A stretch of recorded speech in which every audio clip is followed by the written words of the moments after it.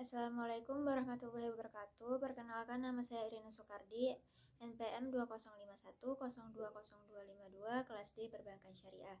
Di sini saya akan mempresentasikan tugas saya yang berjudul Pencemaran dan Kebijakan Pemerintah dalam kasus pertambangan emas rakyat di Gunung Ujeun di Kabupaten Aceh Jaya. Selanjutnya yaitu pengertian dari sumber daya alam. Sumber daya alam merupakan segala sesuatu yang berasal dari alam dan digunakan untuk memenuhi kebutuhan kehidupan manusia. Selain itu, sumber daya juga terbagi menjadi sumber daya alam yang dapat diperbarui dan sumber daya alam yang tidak dapat diperbarui. Jenis sumber daya alam yang tidak dapat diperbarui merupakan jenis material yang akan habis apabila digunakan dalam waktu yang terus-menerus atau memiliki batas waktu dan jumlah pemakaiannya. Apabila habis, tidak dapat tersedia kembali secara cepat. Diperlukan waktu bertahun-tahun, bahkan hingga jutaan tahun untuk memperolehnya kembali. Dikarenakan proses pembentukannya membutuhkan waktu yang cukup panjang, sehingga tidak dapat diambil dalam waktu yang singkat. Sumber daya alam yang tidak dapat diperbarui merupakan bagian penting dalam setiap aspek kehidupan manusia dan memiliki harga jual yang tinggi. Oleh sebab itu, beberapa pihak menggunakannya secara berlebihan dengan cara mengeruknya, juga melakukan eksploitasi untuk mendapatkan keuntungan yang sangat banyak. Ketergantungan manusia terhadap sumber daya alam ini sangat tinggi, sehingga penggunanya haruslah dilakukan dengan perencanaan yang matang, bukan membabi buta hanya demi keuntungan sesaat beberapa pihak. Menurut Undang-Undang Nomor 11 Tahun 1967, bahan tambang terbagi menjadi 3 golongan, yaitu golongan A disebut sebagai bahan strategis, golongan B sebagai bahan vital, dan golongan C sebagai bahan tidak strategis dan tidak vital. Dalam Peraturan Pemerintah Nomor 27 Tahun 1980 juga menjelaskan secara rinci bahwa jenis tambang golongan A adalah barang yang penting bagi pertahanan, keamanan, dan strategis untuk menjamin perekonomian negara, dan sebagian besar hanya diizinkan untuk dimiliki oleh pemerintah. Contoh golongan A yaitu minyak bumi, uranium, dan plutonium. Sedangkan bahan golongan B adalah bahan tambang yang dapat menjamin hidup orang banyak. Contohnya adalah emas, perak, besi, dan tembaga. Bahan golongan C adalah bahan tambang yang tidak dianggap langsung mempengaruhi manusia. Peraturan Pemerintah Nomor 27 Tahun 1980. Contoh golongan C adalah garam, pasir, marmer, batu kapur, tanah liat, dan asbes. Selanjutnya, seperti eksploitasi sumber daya alam di Aceh dalam bentuk gas dan minyak. Eksploitasi sumber daya alam Aceh didistribusikan kembali ke Aceh hanya sampai 20% dari pemasukan eksploitasi alam, sedangkan 70%-nya diambil oleh pemerintah pusat untuk pembangunan nasional. Eksploitasi secara besar-besaran serta kurang memperhatikan masyarakat lokal pun tak terhindarkan. Pemberian hak pengelolaan kepada perusahaan-perusahaan besar atas hutan Aceh dan pemberian hak eksploitasi atas berbagai sumber daya alam lainnya, yaitu pertambangan minyak dan gas, tanpa disertai alokasi yang transparan dan adil, telah menumbuhkan kekecewaan yang semakin mendalam bagi masyarakat Aceh kepada pemerintah pusat. Fakta ini menyebabkan masyarakat Aceh berada di bawah garis kemiskinan, berpendidikan rendah, dan hancurnya identitas lokal.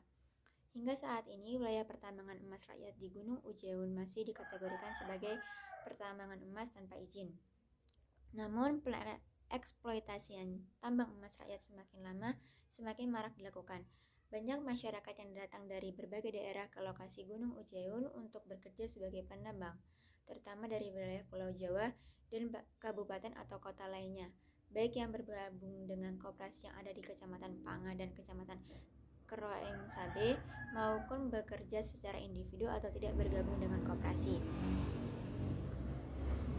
Kondisi tersebut akan berdampak luas serta bergeser pada situasi darurat ekologi atau bahkan dapat berujung pada konflik baru, seperti environmentally induced conflict. Kerusakan hutan akibat deforestasi akan menghasilkan kerusakan daerah aliran sungai atau das. Kerusakan das akan sangat mempengaruhi siklus air, tanah, dan permukaan, keterancaman keanekaragaman hayati, kemampuan menyerap karbon, dan sebagainya. Kerusakan demi kerusakan lingkungan ini ketika bersinergi dengan faktor sosial, ekonomi, dan politik dapat mendorong terjadinya konflik kekerasan. Jadi, jika masyarakat terus-menerus mengeksploitasi sumber daya alam yang ada di Gunung Ujeun dengan merusak hutan dan penggunaan merkuri untuk membersihkan atau memisahkan antara bebatuan dengan kandungan emas secara berlebihan juga akan menyebabkan rusaknya lingkungan yang parah, terutama merusak das Kereung, Sabe, dan Panga. Terutama masyarakat lokal yang masih menggunakan air sungai dari daerah Kereung, Sabe, dan Panga sebagai air bersih untuk penggunaan sehari-hari.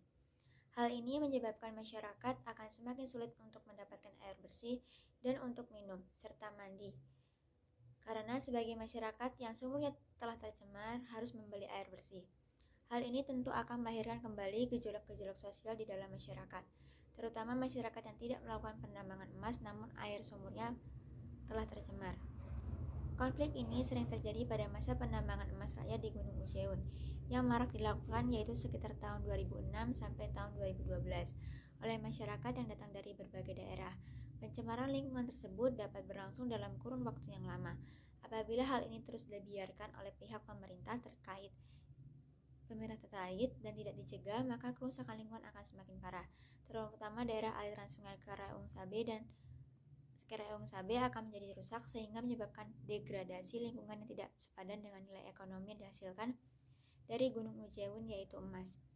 Selain itu, pertambangan rakyat tidak memperhatikan aspek lingkungan seperti yang terjadi di Gunung Ujeun akan menyebabkan terancamnya daerah sekitar pertambangan tersebut dari bahaya erosi dan tanah longsor sebagai hilangnya vegetasi penutup tanah. Sejak proses eksploitasi pertambangan emas rakyat di Gunung Ujeun mulai dilakukan, telah banyak hal yang berubah mulai dari tatanan hutan hingga aliran sungai Kereung Sabe. Rusaknya hutan tersebut akan berdampak kepada sumber daya alam lainnya, seperti siklus tanah, sudah tidak subur lagi, perubahan warna air dan kualitas air, serta kerusakan terhadap ikan-ikan yang berada di sungai akan mati, serta beracun akibat limbah merkuri yang dialirkan ke sungai Kereung Sabe, Aceh Jaya. Selanjutnya yaitu kaitannya dengan perbankan jika kita bertindak sebagai investor atau penanam modal. Kaitan antara kasus di atas dengan bidang perbankan, jika saya bertindak sebagai pemodal atau investor, yaitu tidak ingin lagi menanamkan dana saya di penambangan tersebut. Dikarenakan selain pertambangan tersebut ilegal atau belum terdapat izin dari pemerintah sekitar, juga dampak yang ditimbulkan akibat dari penambangan emas sangatlah besar.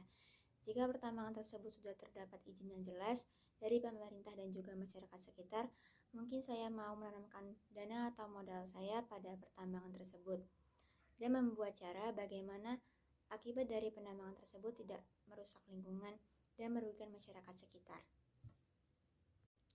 Selanjutnya yaitu solusi. Solusinya pada kasus pertambangan emas di Gunung Ujeun yaitu pemerintah memberhentikan kegiatan pertambangan di sana karena dampak yang sudah ditimbulkan sudah sangat merugikan masyarakat dan sangat merusak lingkungan, serta menindaklanjuti pihak-pihak terkait agar diberikan sanksi karena mendirikan pertambangan emas secara ilegal.